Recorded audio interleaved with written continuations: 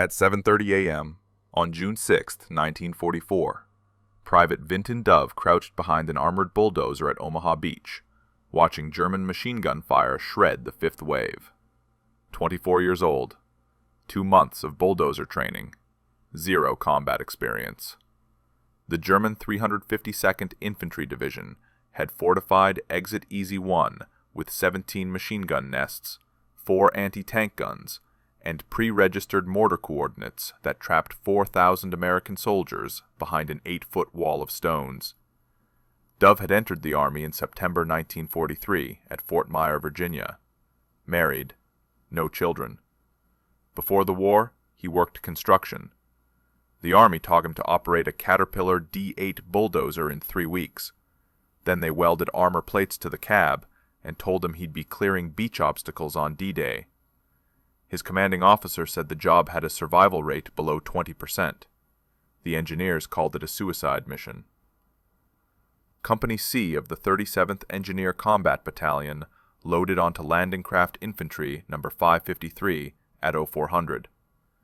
Dove shared the cramped hold with 47 other engineers. Most were mine-clearing specialists. Some carried Bangalore torpedoes. Others had metal detectors strapped to their backs. The craft pitched violently in 6-foot swells. Men vomited into their helmets. At 07:15, an 88mm shell punched through the hull of LCI 553. The explosion killed 11 engineers instantly. Dove felt the concussion slam through the deck plates. Seawater poured through the hole. The craft listed 15 degrees to port. Men scrambled toward the ramps as another shell screamed overhead and detonated in the surf 50 yards ahead. The ramp dropped at 07:28. Dove drove his bulldozer into neck-deep water. The waterproofed engine coughed, but caught. He could see nothing through the spray and smoke, except the dark line of the shingle bank 200 yards ahead. Machine gun tracers cut horizontal lines through the gray morning light. Bodies floated past the blade. The 37th Engineer Battalion had the heaviest casualties of any engineer unit on Omaha Beach. By 0800, 24 men were dead. The battalion commander was among them. Company A couldn't reach Exit EZ-3 through the artillery fire. Company B was pinned at the waterline. Company C had lost a third of its strength before reaching dry sand. Dove reached the shingle bank at 07:42. Private William Shoemaker, his relief operator, crouched behind a destroyed Sherman tank 50 yards to the left. German gunners had identified the bulldozers as priority targets. 2 other dozer operators were already dead. Their machines sat burning at the waterline. Behind the shingle bank lay a deep anti-tank ditch. The ditch ran the entire length of Exit EZ-1. German engineers had dug it 9 feet deep and 12 feet wide. Concrete roadblocks reinforced with railroad rails blocked the actual exit road. Beyond the roadblocks, German machine guns and concrete pillboxes had interlocking fields of fire covering every approach. 4,000 American infantrymen from the 1st and 29th Infantry Divisions huddled behind the shingle bank. They had no cover. They had no way forward. They had no way off the beach. German mortars had pre-registered coordinates on the shingle. Every 60 seconds another barrage landed. Men died in clusters of 3 and 4. The plan called for Air Force heavy bombers to destroy the beach defenses before the landing. 480 B-17 and B-24 bombers had dropped 1,300 tons of bombs that morning. Every single bomb missed. The bombers released too late because of cloud cover. The ordnance landed 3 miles inland. Not one German fortification took damage. The plan called for Navy destroyers to shell the strong points for 40 minutes. The shelling lasted 15 minutes. Most shells fell short or overshot the targets. The concrete pillboxes and casemates survived intact. The German gunners climbed out of their bunkers and returned to their weapons. The plan called for 32 duplex-drive Sherman tanks to swim ashore ahead of the infantry and suppress the German positions. 27 tanks sank in the rough seas before reaching the beach. Only 2 made it to shore in Dove's sector. The infantry landed without armored support. German anti-tank guns destroyed both surviving Shermans within 12 minutes. Dove understood the mathematics. Exit E-1 was supposed to be the principal route off Omaha Beach. Tanks needed to get inland. Trucks carrying ammunition and medical supplies needed to get inland. Artillery needed to get inland. But nothing could move until someone cleared the shingle bank and filled the anti-tank ditch and removed the roadblocks. And the only equipment that could do that work was a bulldozer. If you want to see how Dove broke through when 2 others died trying, please like this video. It helps us share more World War II stories. Subscribe if you haven't already. Back to Dove. German machine gunners concentrated fire on the bulldozer blade. Bullets sparked off the steel in continuous streams. Dove couldn't raise the blade without exposing himself. He couldn't lower the blade without losing forward visibility. He kept the blade at chest height and drove blind through the impacts. At 0800, he reached the shingle bank. The blade hit the stones and the dozer bucked. Dove throttled up. The tracks spun. The blade pushed through. Stones the size of grapefruits cascaded over the hood. The engine screamed. The tracks finally bit, and the dozer lurched forward 5 feet. He had just created the first gap through the shingle bank in his sector, and every German gunner within 400 yards now knew exactly where he was working. Mortar rounds walked toward the gap. Dove counted the explosions. 3 rounds, 4 rounds, 5 rounds. The German forward observers were adjusting fire. He had maybe 30 seconds before the next barrage bracketed his position. He reversed the bulldozer 10 feet and angled the blade left. Then he drove forward again. The blade cut into the shingle at a 45-degree angle. More stones cascaded. The gap widened to 12 feet. Wide enough for a jeep. Not wide enough for a truck. Not wide enough for a tank. Shrapnel pinged off the armor plating. Dove felt the concussion through the seat. A mortar round had landed 15 feet behind the dozer. He kept the throttle wide open. The engine temperature gauge climbed into the red zone. The waterproofing seals around the exhaust stacks were failing. Salt water had corroded the connections. The engine would overheat soon. Shoemaker sprinted across the beach toward the bulldozer. He zigzagged through the mortar impacts. Machine gun fire kicked up sand around his boots. He reached the dozer and slapped the armor plating twice. Dove signal. Time to switch operators. Dove climbed out of the cab while Shoemaker climbed in. The exchange took 8 seconds. German snipers held their fire. They wanted the bulldozer operational. A destroyed bulldozer meant no gap. No gap meant trapped Americans. Trapped Americans meant easier targets. Dove crouched behind a concrete tetrahedron obstacle. His hands shook. His ears rang from the engine noise and explosions. He checked his watch. 0817. He'd been operating the dozer for 49 minutes. It felt like 6 hours. Shoemaker drove the bulldozer forward into the gap. He widened it another 8 feet. Then he reversed and repositioned. The blade bit into the shingle from a new angle. The technique was working. Cut from multiple angles, create a ramp instead of a vertical drop. Make it gentle enough for vehicles to climb. At 0832, an 88mm shell screamed overhead and detonated in the water behind the dozer. The German anti-tank gunners were ranging in. They'd been dealing with infantry and light obstacles. Now, they had a priority target. A bulldozer creating the first exit route off the beach. Behind Dove, soldiers from the 1st Infantry Division's 16th Regiment tried to organize. A captain with a bleeding shoulder wound gathered 15 men. They had 1 Bangalore torpedo left. The captain pointed toward the wire obstacles protecting the draw that led to Exit E-1. 3 soldiers picked up the Bangalore. They ran forward in a crouch. German machine gun fire cut down all 3 men before they covered 20 yards. The Bangalore torpedo lay in the sand, 15 feet short of the wire. The captain slumped against the shingle bank. 11 of his 15 men were now casualties. He had no way to breach the wire. He had no way off the beach. And the tide was rising. The water advanced 6 inches every 10 minutes. Landing craft continued to arrive. More men, more equipment, more vehicles, all of it piling up on a beach with no exits. Bodies floated in the surf. Destroyed equipment blocked the approaches.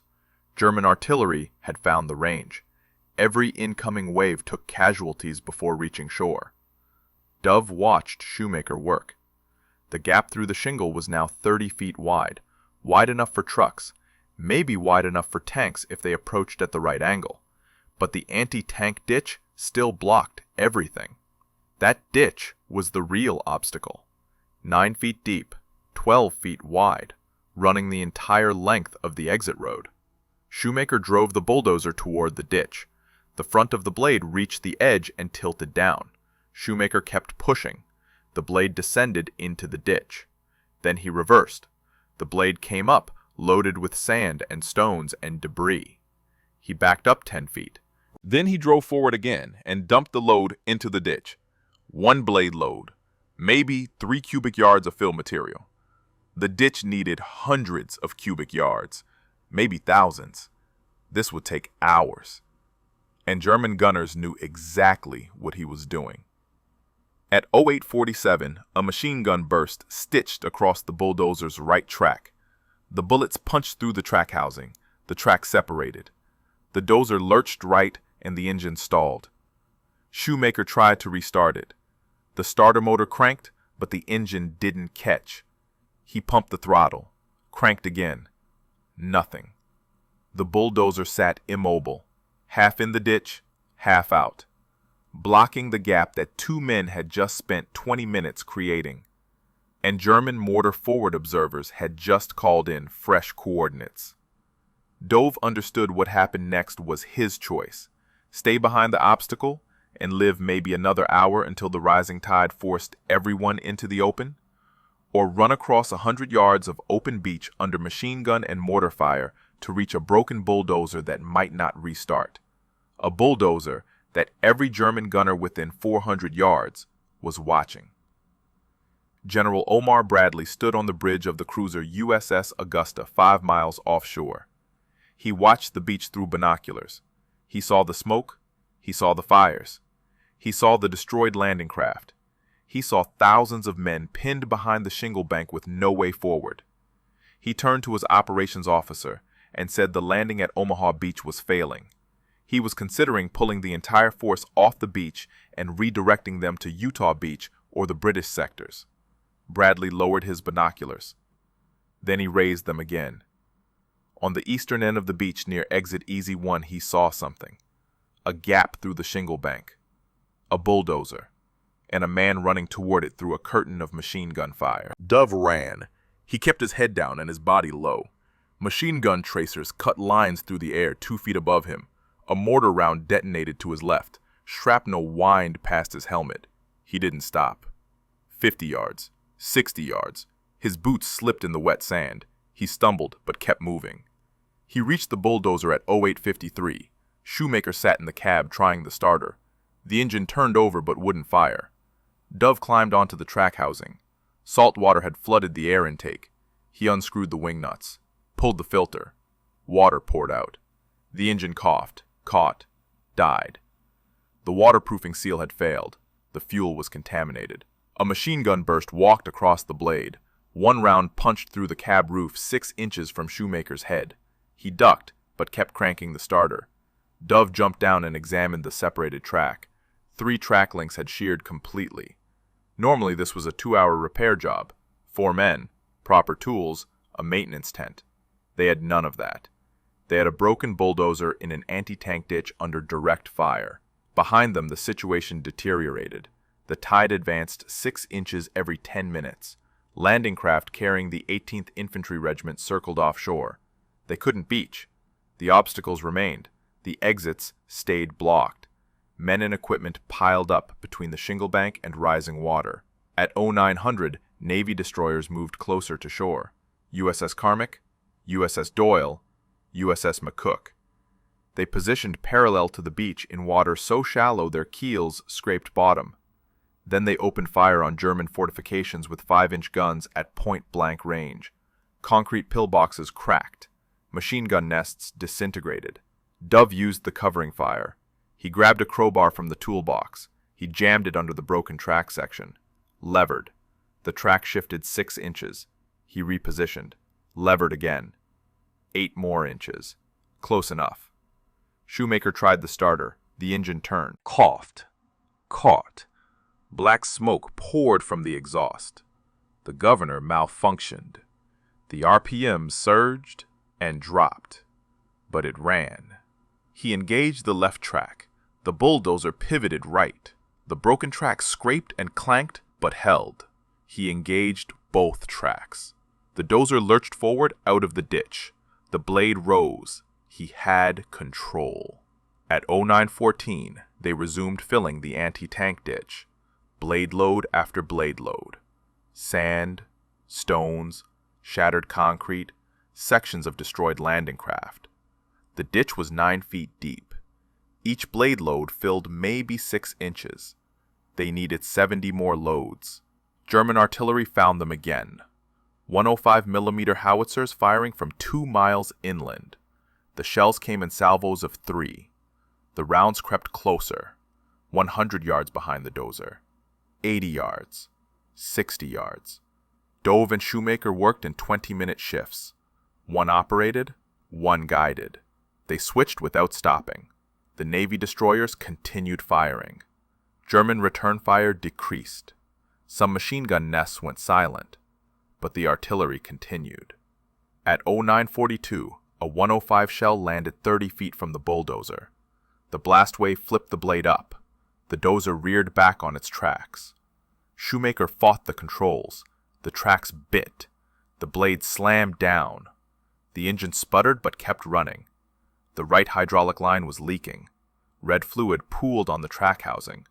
The blade response was sluggish. Soldiers from the 37th Engineer Battalion's Company B arrived. Lieutenant Robert Ross led them. He saw what Dove and Shoemaker were doing. If this exit opened, the landing succeeded. If it failed, 4 divisions would be trapped on a 6-mile beach.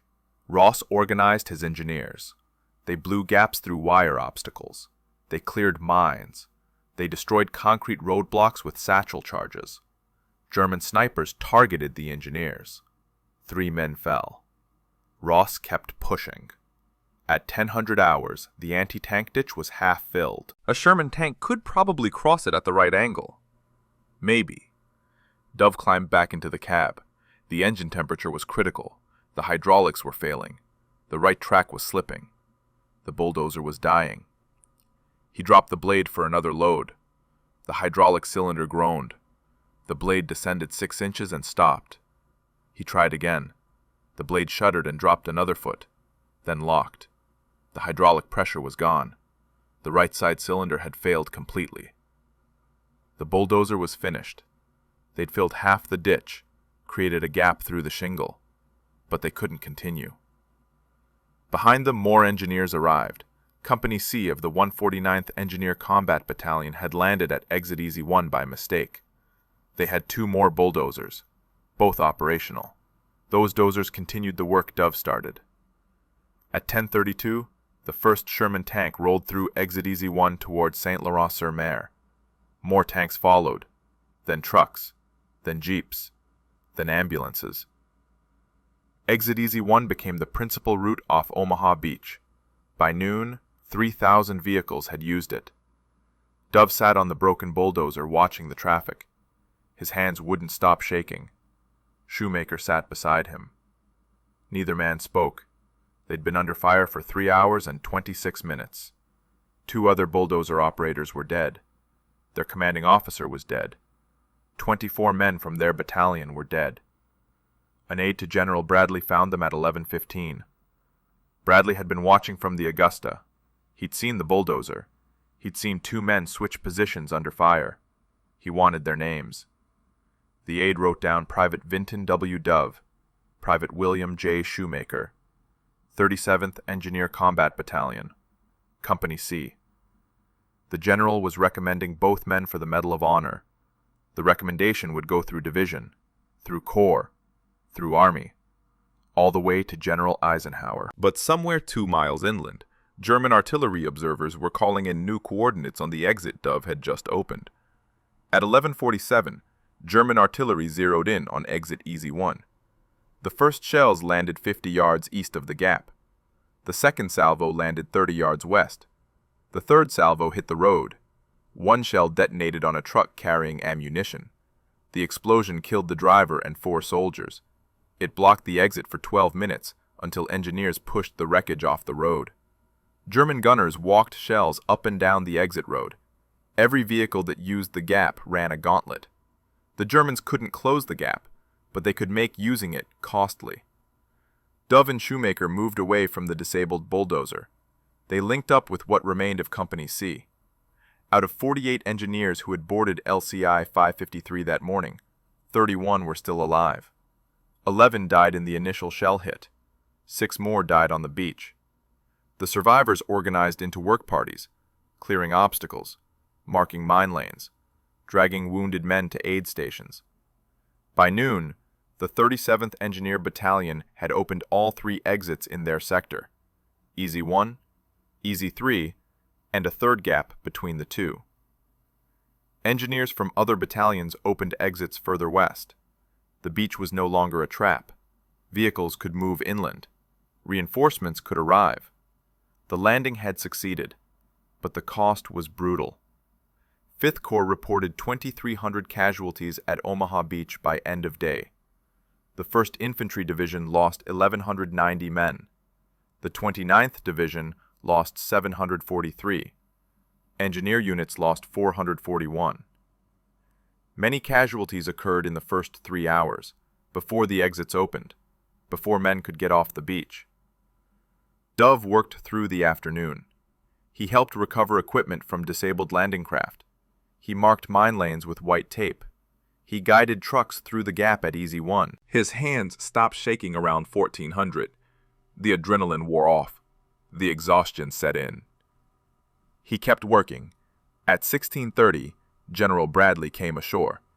He inspected Exit Easy 1. He spoke with Lieutenant Colonel John O'Neill, who had taken command after the original commander died. O'Neill pointed out the disabled bulldozer. He explained how 2 privates had created the first gap through the shingle and filled half the anti-tank ditch under concentrated fire. Bradley walked over to the bulldozer. He examined the damage, the separated track, the failed hydraulics, the bullet holes in the cab. He asked where the 2 operators were. O'Neill located Dove and Shoemaker. They stood at attention while Bradley asked their names and home states. Dove said Virginia. Shoemaker said Pennsylvania. Bradley told them he'd witnessed their work through binoculars from the Augusta. He said he'd never forget watching that bulldozer go up and down the beach like it was a Saturday afternoon back home, like they were plowing a driveway, not clearing an exit under German machine gun fire. Bradley recommended both men for the Medal of Honor. The paperwork went up through channels. Division approved it. Corps approved it. First Army approved it. The recommendation reached Supreme Headquarters in early July. General Eisenhower reviewed it personally. He downgraded both recommendations to Distinguished Service Cross. No explanation given. Some officers believed Eisenhower had a quota system. Others believed he downgraded engineer awards because engineering wasn't direct combat. The real reason remained unclear. Bradley was reportedly furious. He believed both men deserved the Medal of Honor, but Eisenhower's decision was final. The award ceremony happened in August. Dove and Shoemaker received their Distinguished Service Crosses from Major General Clarence Hubner.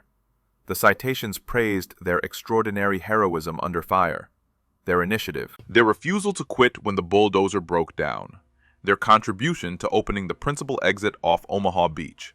After the ceremony, Dove returned to duty. The 37th Engineer Battalion moved inland with the advancing front.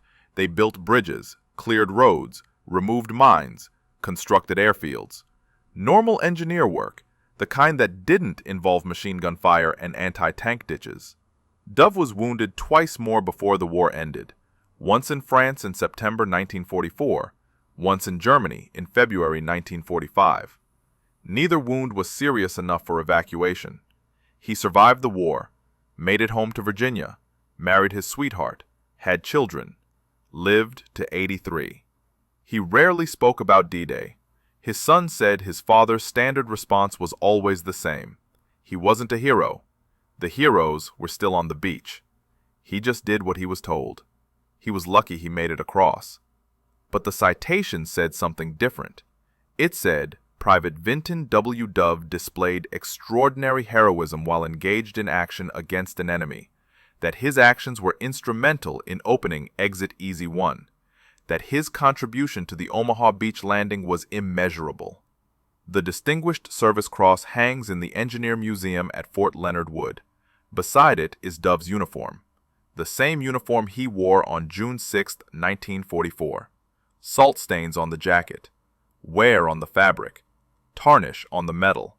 But it tells a story about a 24-year-old bulldozer operator who did impossible work under impossible conditions.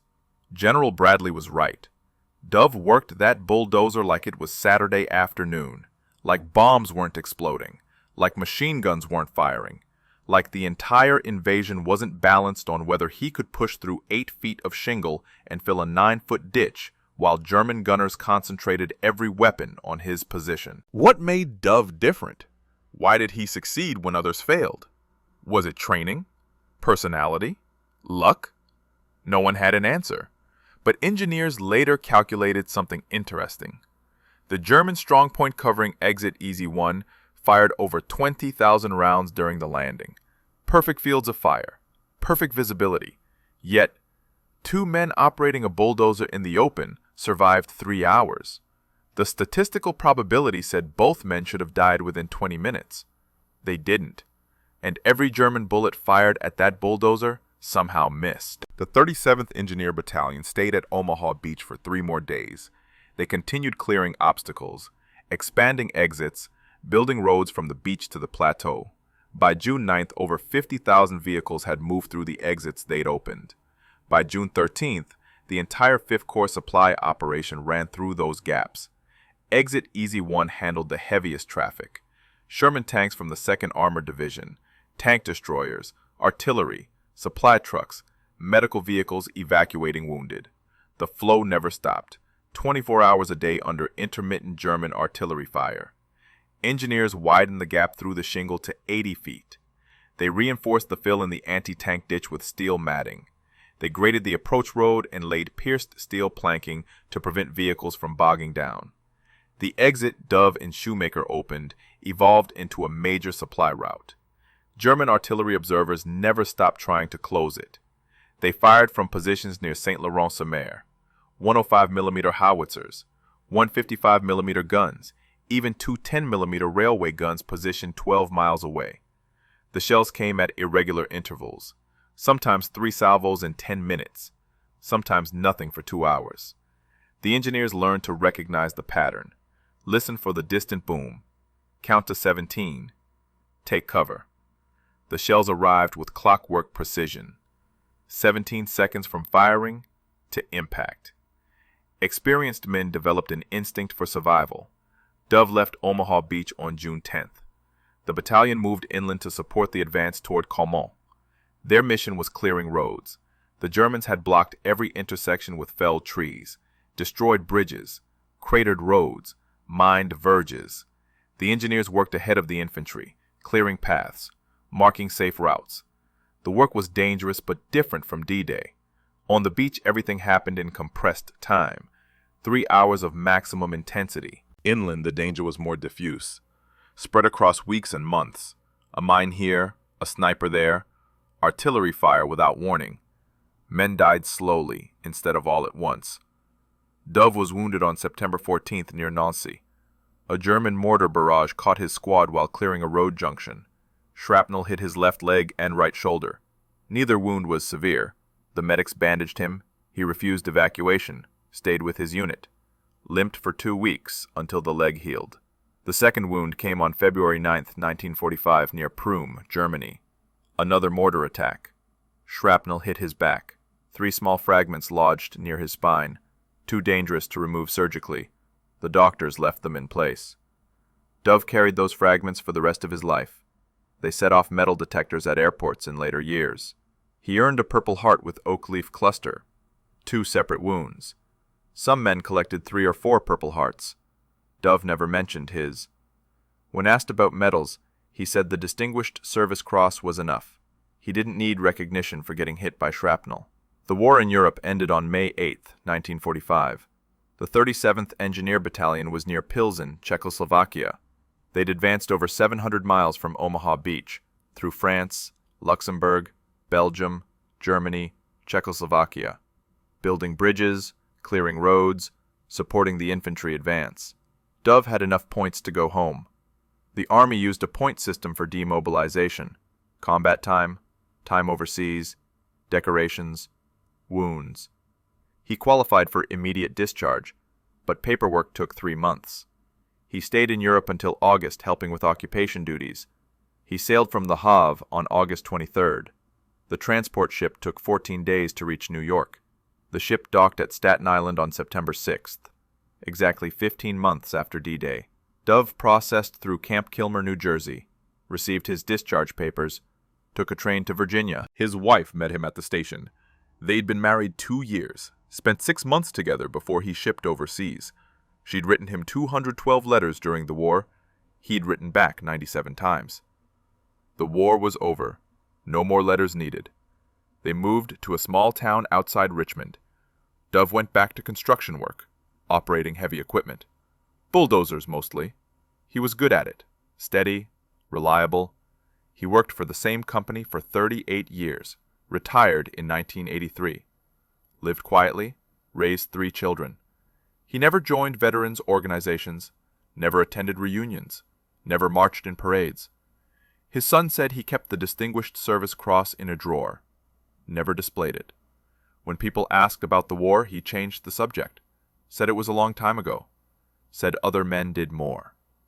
In 1994, the 50th anniversary of D-Day brought renewed attention. Veterans were encouraged to tell their stories. The media wanted interviews. Historians wanted details. Dove declined all requests. He was 74. He said the beach was full of heroes. He wasn't one of them. He just operated a bulldozer. His family eventually convinced him to donate his uniform and medal to the Engineer Museum at Fort Leonard Wood.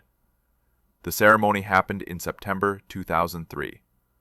Dove was 83. Frail. But he made the trip. The museum director called it the most important D-Day artifact in the collection. Dove said very little during the ceremony. His son spoke for him. Said his father never considered himself special, never sought recognition.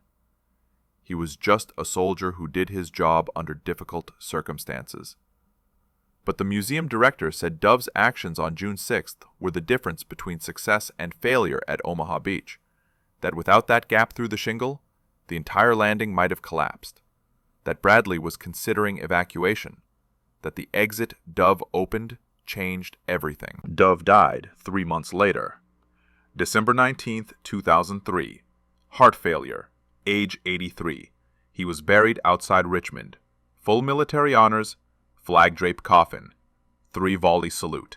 His Distinguished Service Cross was displayed beside the casket, the same medal he'd kept in a drawer for 59 years. The museum at Fort Leonard Wood keeps his uniform on permanent display. The jacket with salt stains, the helmet, the boots still caked with Normandy sand.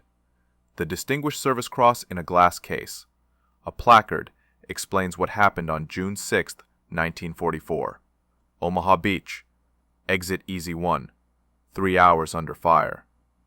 Visitors stop at the display, read the placard, look at the uniform. Most move on after 30 seconds. They see the medal. They understand it was important, but they don't understand the mathematics of what Dove actually did. The mathematics were simple. 4,000 men trapped behind an 8-foot shingle bank. No way forward, no way off the beach. Rising tide reducing usable beach space by 6 inches every 10 minutes. German machine guns with interlocking fields of fire. Pre-registered mortar coordinates. The landing was failing. Exit E-1 was the key. The only exit in the eastern sector that could be opened quickly. Exit E-3 was under heavier fire. Exit Dog 3 was blocked by concrete walls. Exit Dog 1 at Vierville wouldn't open until late afternoon. Everything depended on Easy 1, and Easy 1 depended on one bulldozer. 16 armored bulldozers were assigned to Omaha Beach. 6 made it ashore. 5 were destroyed within the first hour. That left one, Dove's bulldozer, the last operational dozer in the eastern sector. If it failed, the gap stayed closed. If the gap stayed closed, Bradley would order evacuation. Military historians still debate the critical moments of D-Day. Some say it was the paratroopers. Some say it was the Navy destroyers. Some say it was individual infantry sections. All of those contributed, but without the exits, none of it mattered. Without the exits, Omaha Beach became a killing ground with no escape. Dove never understood why people made such a fuss. His son asked him about it once in the 1990s, asked what he thought about when operating the bulldozer under fire. Dove said he thought about the blade angle, about the track tension, about the hydraulic pressure, about not stalling the engine. He didn't think about heroism. He thought about the work. That answer confused his son. How could someone operate a bulldozer for 3 hours while Germans fired 20,000 rounds at him without thinking about the danger? Dove said thinking about the danger didn't help. Thinking about the work did. Keep the blade at the right angle. Keep moving forward. Don't let the tracks slip. Basic operator skills. The Army trained him to operate a bulldozer. They didn't train him to be brave. They just trained him to do the job. And on June 6, 1944, the job was clearing a gap through 8 feet of shingle stones while German gunners tried to kill him. So he did it, because that was the job. Bradley's recommendation for the Medal of Honor cited Dove's extraordinary heroism, his initiative, his refusal to quit when the bulldozer broke down. All true, but the recommendation missed the essential point. Dove wasn't trying to be heroic. He was trying to complete the task. The heroism was incidental. Eisenhower downgraded the recommendation to Distinguished Service Cross. Some officers believed it was because engineering work wasn't considered direct combat. Some believed it was quota management. Some believed Eisenhower didn't understand what happened at Exit E-1. The truth remains classified, but Bradley never forgot. In his memoirs published in 1951, he devoted 2 paragraphs to Dove, called him the most remarkable soldier he encountered during the entire Normandy campaign. Said watching that bulldozer work under fire gave him hope when he was ready to order evacuation. Said the image stayed with him for decades. The phrase became famous. Saturday afternoon. Bradley used it in speeches, historians quoted it in books, documentary filmmakers used it in voiceovers. It perfectly captured what made Dove different. He worked the bulldozer like he was back home, like the war wasn't happening, like German bullets weren't sparking off the blade. That detachment, that focus, that ability to operate heavy equipment under maximum stress as if it were a routine day. That was Dove's actual superpower. Not courage, not heroism, professional detachment. The capacity to do skilled work while everything tried to kill him. The Army recognized that quality. In 1956, they revised the Engineer Training Manual, added a section on operating equipment under fire, used Dove's actions as the primary case study, taught new operators the importance of focus, the importance of treating combat operations like training exercises, the importance of completing the task regardless of circumstances. The manual stayed in use until 1973. The Dove case study remained. By then, it had become legendary within the engineer community. Every bulldozer operator knew the story. The private who cleared Exit E-1 under fire, who kept working when the dozer broke, who created the gap that saved the invasion. But outside the engineer community, Dove remained largely unknown. No movies featured him, no major books told his story. He lived quietly in Virginia, worked construction, raised his family, kept his medal in a drawer, and every June 6th, he refused to watch the D-Day anniversary coverage. His wife asked why. He said he didn't need reminding.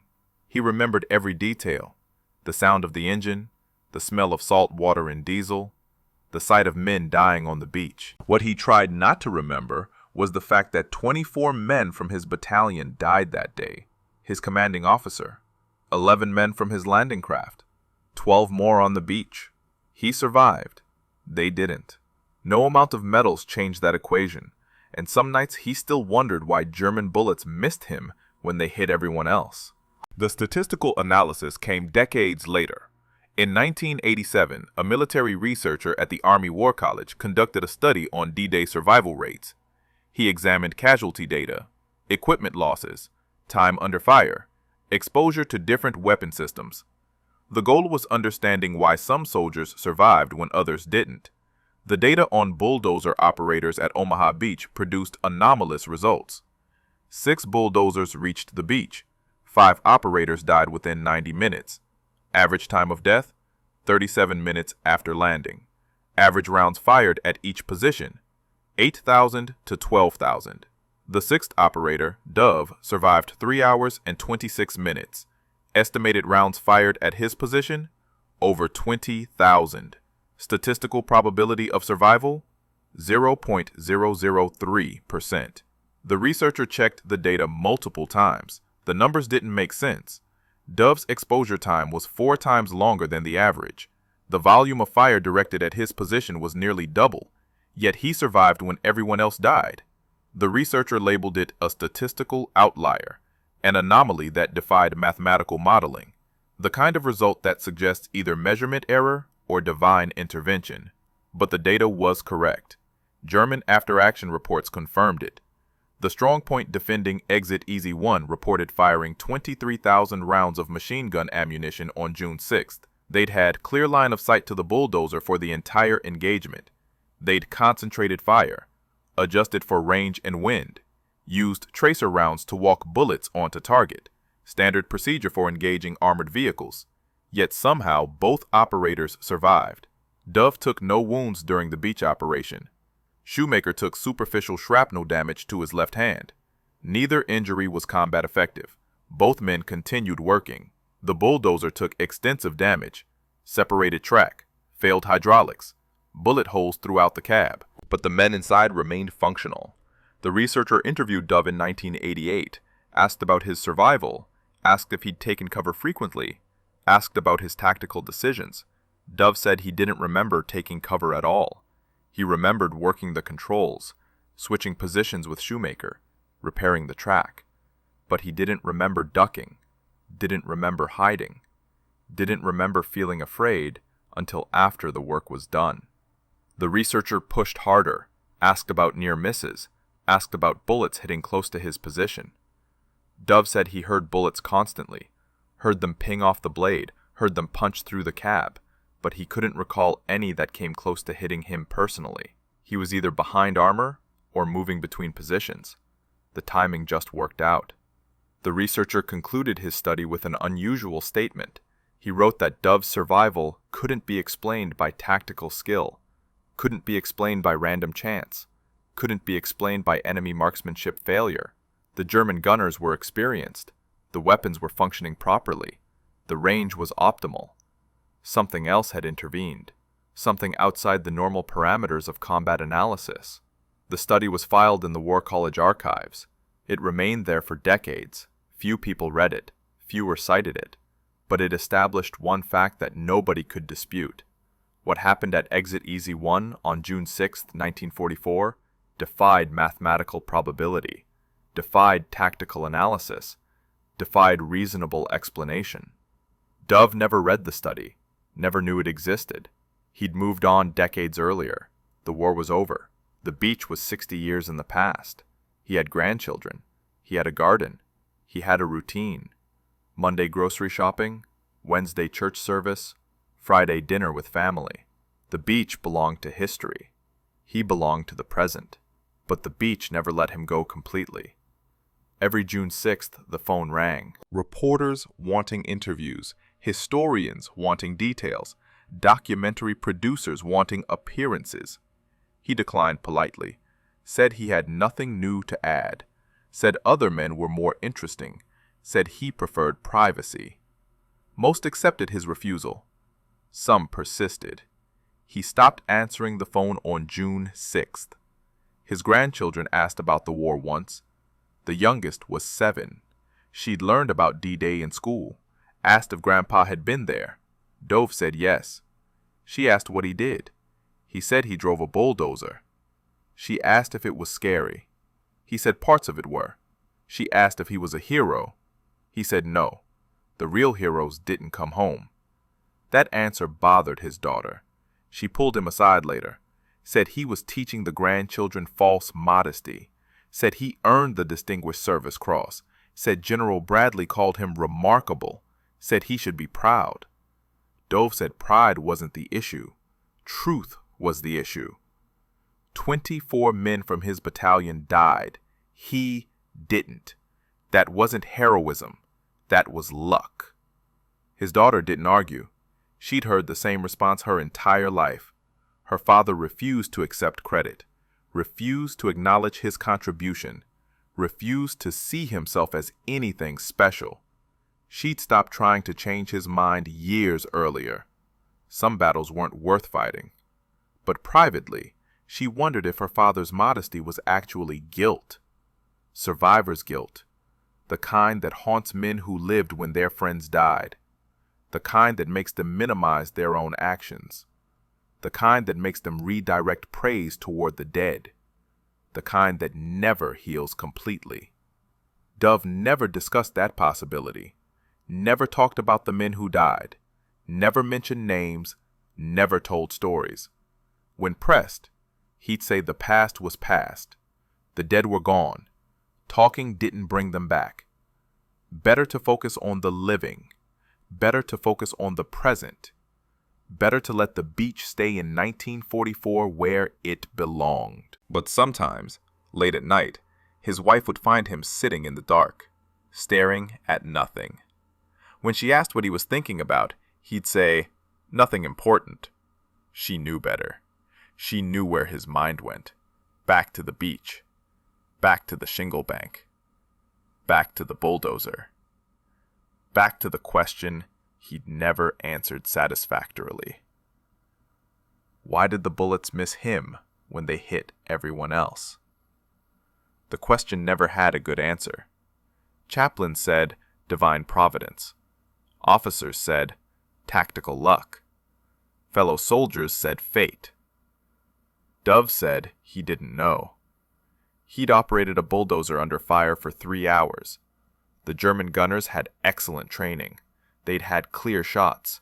They'd fired thousands of rounds. Yet somehow, none connected. No explanation made sense, except one, the simplest explanation, the one nobody wanted to say out loud. Sometimes soldiers survive because their country needs them to survive, because the mission requires it, because 20,000 men trapped on a beach need someone to open an exit. And that someone happened to be a 24-year-old private from Virginia who knew how to operate a bulldozer. The 37th Engineer Combat Battalion's official history mentions Dove in 3 paragraphs. States he cleared the first gap through the shingle at Exit E-1. States he worked under continuous fire. States he received the Distinguished Service Cross. Clinical. Factual. No drama, no embellishment. Just the facts recorded for posterity. But Lieutenant Colonel O'Neill, who took command after the original commander died, wrote something different in his personal diary. He wrote that Dove's actions were the single most important contribution by any individual soldier on Omaha Beach. That without that gap, the entire eastern sector would have collapsed. That Bradley would have ordered evacuation. That the invasion would have failed. O'Neill never published the diary. It remained in his family's possession until 2009. Then his grandson donated it to the National Archives. Historians found the entry, cross-referenced it with official records, confirmed the timeline, confirmed the casualties, confirmed that Exit E-1 was indeed the critical breakthrough point. O'Neill's assessment was accurate. The beach today looks nothing like it did in 1944. The shingle bank is gone. The anti-tank ditch is gone. The German fortifications are gone. Exit E-1 is now a paved road leading to Saint-Laurent-sur-Mer. Tour buses use it. Families on vacation use it. Nobody knows they're driving over the spot where Vinton W spent 3 hours under fire, creating a gap that saved an invasion. A small memorial stands near the exit, dedicated to the 37th Engineer Combat Battalion. Lists the names of the 24 men who died on June 6th. W's name isn't on it. He survived. The memorial is for the dead. But someone added a small plaque in 2004, the 60th anniversary. It reads, "This exit was opened under fire by Private Vinton W. and Private William J. Shoemaker. Their courage saved thousands of lives." Shoemaker died in 1998. Heart attack, age 76. He'd stayed in the Army after the war, made sergeant, did 2 tours in Korea, retired in 1963, lived in Pennsylvania, rarely spoke about D-Day. He and W exchanged Christmas cards for 50 years. Never visited, never called. Just cards. Brief messages. Remembering a morning in June when 2 men operated a bulldozer under impossible conditions. The Engineer Museum at Fort Leonard Wood expanded its D-Day exhibit in 2014, the 70th anniversary. They added new displays, new artifacts, new information panels. W's uniform remained the centerpiece, but they added something else. A piece of the bulldozer, a section of the blade, recovered from Omaha Beach in 2002 during a salvage operation. Rusted, pitted, still showing bullet impact marks. The museum director gave a speech at the opening. He said the blade represented something important, not just engineering, not just courage, but the fundamental truth that wars are won by soldiers doing difficult jobs under terrible conditions. Soldiers who don't think about medals, don't think about glory, just think about the work. Just think about the mission. Just think about the next blade load of sand. W would have hated the speech, would have said it was too much, would have said the blade was just metal, would have said the work was just work, would have redirected attention to the 24 men who died, would have insisted they were the real story. But W died in 2003. He couldn't object anymore, couldn't deflect praise, couldn't minimize his contribution.